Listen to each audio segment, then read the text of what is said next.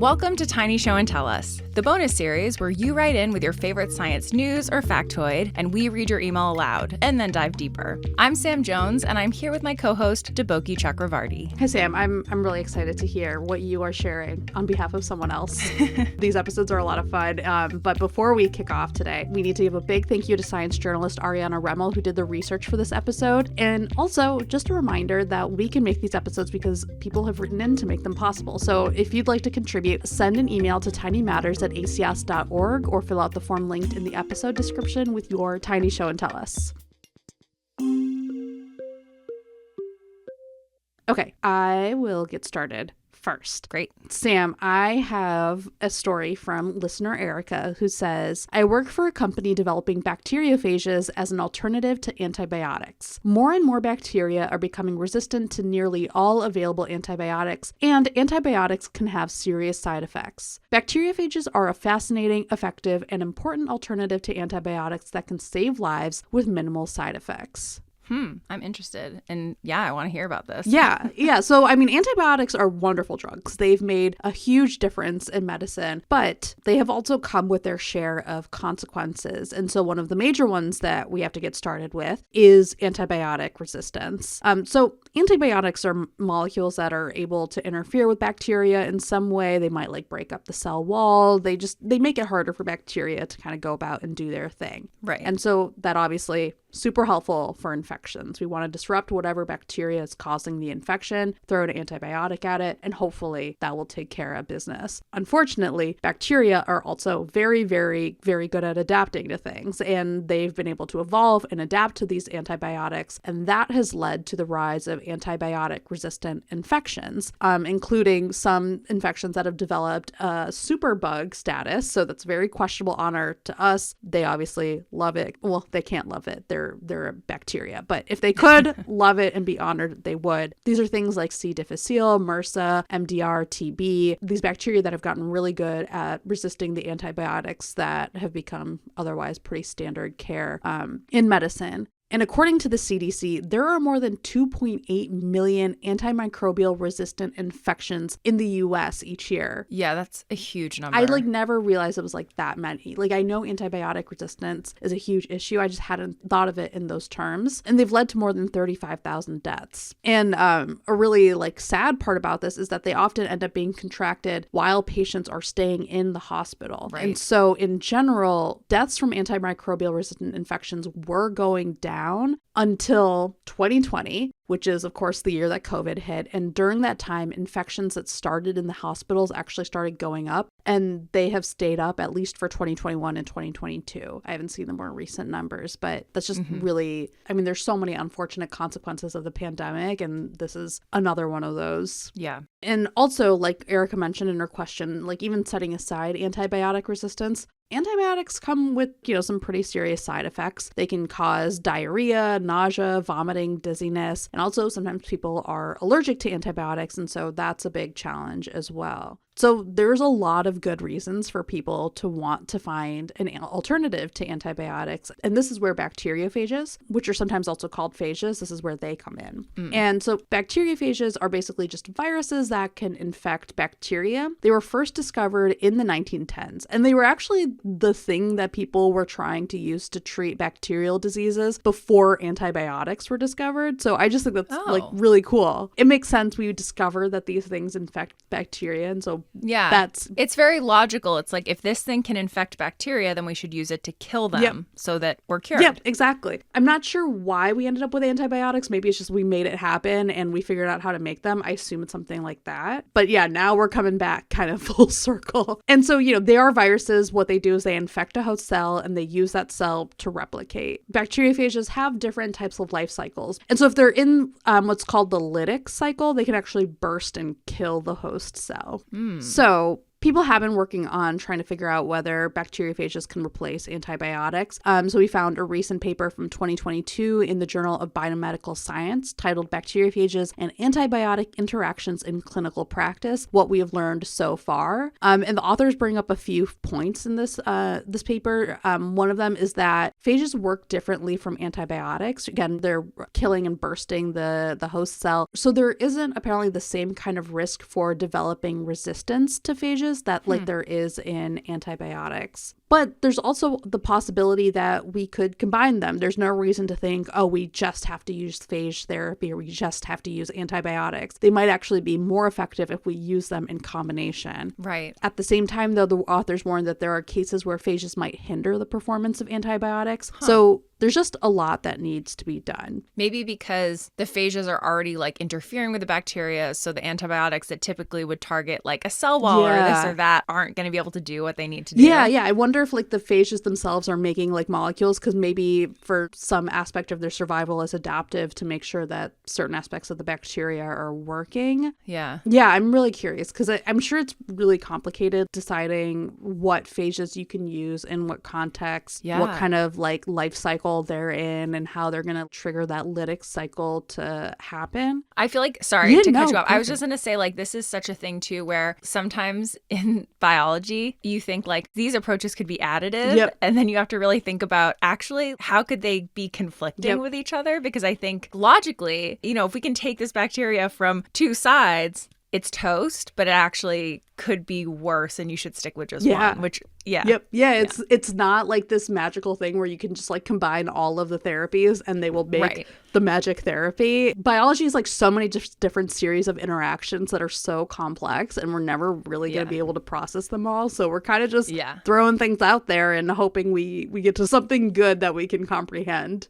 So phage therapy is a routine medical practice in some countries like Georgia, Poland, and Russia, but in the US, phage therapy is not an FDA-approved treatment. But according to the American Society for Microbiology, there are some people who, like, if they've exhausted all the other approved treatments and they still have this infection persisting, they might qualify for expanded access. There's also a center at UC San Diego called the Center for Innovative Phage Applications and Therapeutics that's working towards making phage therapies a possibility in the US. So yeah, it's definitely something that people are working towards, including our listener, Erica. So I think, obviously, when it comes to bacterial infections, the more that we can diversify the way that we approach it, the more that seems like something we're going to really need to be able to do because bacteria are so adaptable. They are. They've been around for so long. I know. They're like, you guys just showed up. Yeah. We're just tiny little babies to bacteria. Exactly. Well, that's really interesting. Yeah. All right, well, I'm going to take, you know what? I would say that if you want to go out on a limb, maybe what I'm going to share with you is somewhat related. Yeah. Literally just because it's about poop. And we know there's a lot of bacteria in there. So that's it. That's the connection. So I have a tiny show and tell us from listener Eliana, who wrote in saying, "Hi, I recently listened to the Tiny Matters episode about sewage and the Seine, and it reminded me of this Twitter thread that I had read before about composting toilets, a small-scale modern take on essentially the night soil system mentioned in the episode, using sawdust to control the smell. I recall the thread previously also having a link to a proposal for a large-scale composting toilet system, which seems to have now been deleted. But the marsh system used in Arcata, I think it's Arcata, California, Arcata. Oh. So I'm going to say Arcata. I'm sorry to people from Arcata if it's not pronounced Arcata. California is seriously impressive. The fact that carbon storing and ecosystem helping systems like this could also open up clean, swimmable waterways is a nice bonus as well. Keep up the good work on the podcast. Thanks, Eliana. Okay, so let's talk about this. First, unfortunately, that thread is no longer, but it's okay because there's still a lot to talk about here. That's the problem with the internet. Everything is deleted, but also so hard to find again. Right. It's like it lasts forever, yet sometimes you would have to spend hours and hours and hours tracking it down. So apologies to whoever started that thread. It sounds like it was very informative, talking about composting toilets, etc. But we've still got a lot to talk about here. So first, Eliana mentions that we mentioned the night soil system in our episode about sewage in the Seine, which was episode 64 from July of last year. But we did only talk about it briefly. I think it was like 2 sentences maybe. So what is night soil? It's a euphemism for human excrement. And for millennia, people around the world have collected night soil from outhouses, latrines, other household bathroom facilities, and then have used it as agricultural fertilizers. So this practice, though, pretty much stopped in the West during the Industrial Revolution of the early 19th century. So early 1800s, cities were growing. It became more difficult to collect and dispose of night soil, both because of the number of people who would need to get that service, and then also the distance between populated city centers and dump sites, right? Like if a city is growing, you really got to take it further and further outside that area. Otherwise, things are going to get gross, which if you listen to episode 64, you will learn they often got very gross all the time for many centuries. So back to the night soil. Workers who were responsible for carting away night soil were called night soilmen. And they were primarily required to do this work at night because it smelled, it was kind of gross. Yeah. In New York City, it was apparently pretty common to dump night soil directly into the Hudson River. And as we know from the episode that we did, dumping human excrement directly into rivers was just kind of what people did a lot of the time. Like, this is nature's sewage system. Really pleasant. And we're still trying to make up for it. Although, obviously, that is not a good practice for the health of the river or the people who may be trying to get water from it or eat fish out of it or swim in it. Night soil, as well as animal manure, actually have a lot of nutrients that basically just go to waste with our current sanitation system, which also uses a ton of water. And so then that brings us to the marsh system in Arcata, California that Eliana mentioned. So the Arcata Marsh and Wildlife Sanctuary in Northern California is an example of an industrial wastewater treatment facility that both sanitizes sewage and returns nutrients to the land, which is very cool. Yeah. So like most modern wastewater treatment plants, the Arcata facility first separates solid materials from soluble waste.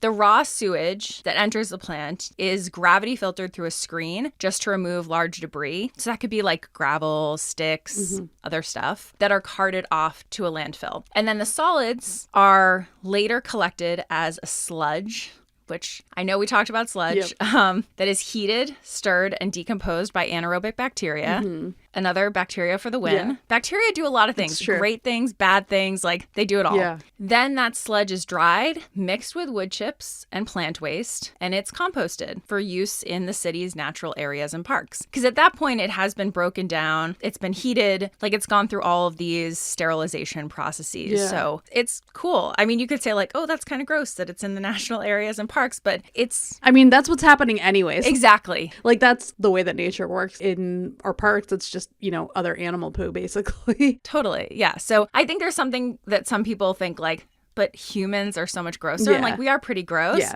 However, this is a pretty cool way to do things in a way that's not going to like make anybody sick. Yeah. So I'm very pro. Okay, so then the water purification part, once the solids have been removed, the liquid waste is pumped to oxidation ponds where aerobic bacteria and other microorganisms will naturally break down soluble organics in the water. And then after enough time has passed, the water will be pumped into a treatment marsh, thick with floating and submerged plants. Very cool. Yeah. And so then these conditions will support different types of bacteria and microorganisms, while the oxy ponds continue to break down remaining waste compounds. And so the water is then disinfected, passed through a second wetland treatment phase to sort of like polish it off, and then returned to Humboldt Bay, which is not far from San Francisco, as clean water. That's really cool. Yeah. And that's like really impressive engineering too. I think it's cool how many different levels of thought seem to have gone into using as much as possible. I'm curious like how well it works, like how much it is able to actually conserve, or not conserve, but how much it's actually able to make use of our waste. Because I think if it works really well, that would be really cool to be able to see used more widely and just have our waste used more effectively. So it's not actually waste. Because again, like if we talk about like nature, in nature, actually like waste isn't really a thing, I think. It's just a part of a bigger ecosystem. And that's sort of what they're reconstituting here, it feels like. Right. They're trying to get back to a more like natural nutrient cycling that our septic systems have really thrown off. And it's hard because we need those systems to help with our health. And so it's like, it's not like, oh, we got to like return to just throwing poop in the water, right? Like that's not what we're trying to do. It's like, how do we kind of keep the thing that helps us and has made such a difference to like human health, but also in a way that helps still keep things connected and doesn't actually treat waste as something that has nothing to offer. Yeah, the tricky thing is that there are so many of us humans. We have now spread and harbor so many different diseases. Yep. It's not as simple as it once was. Back in the good old days of poo. The good old days of poo, approximately 200,000 years ago. Yeah. But yeah, so it's interesting, like merging, I don't want to say like the old and the new, because it's not old. Yeah. Like this is just how the ecosystems work. Yeah. But like bringing in, like the natural element and then making sure that we also are ensuring that people are still protected and healthy. I can't remember off the top of my head how much waste the Arcata facility brings in, because I think that's one of the things too, right? Can we scale this up? Like, could this be something that exists just outside of, say, Washington, D.C. as well? Like that, it's really interesting. Yeah. Well, thank you. That was really neat. Thanks to Eliana and Erica for sending in a tiny show and tell us, a bonus episode from Tiny Matters, created by the American Chemical Society and produced by Multitude. And a big thank you again to science journalist Ariana Remmel, who did the research for this episode. Send us an email to be featured in a future Tiny Show and Tell Us episode at tinymatters@acs.org, or you can fill out the form that's linked in the episode description. We'll see you next time.